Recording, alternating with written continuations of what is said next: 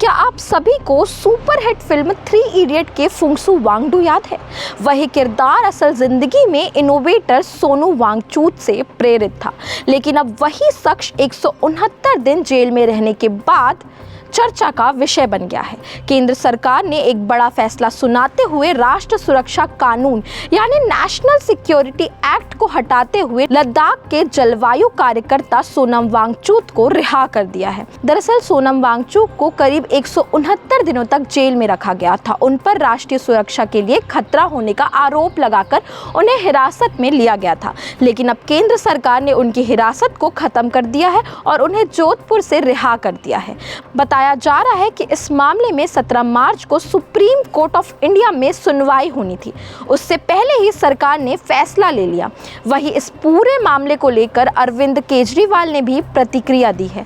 उनका कहना है कि यह फैसला दिखाता है कि बिना प्राप्त सबूत के भी लोगों को लंबे समय तक जेल में रखा जा सकता है। फिलहाल सोनम वांगचूक की रिहाई को लेकर लद्दाख और देश भर में चर्चा तेज हो गई है और लोग इसे सरकार के बड़े फैसले के रूप में देख रहे हैं। आप इस खबर के बारे में क्या कहना चाहेंगे, हमें कमेंट करके ज़रूर बताएं और ऐसे ही अन्य खबरों के लिए बने रहे CG भास्कर के साथ। धन्यवाद।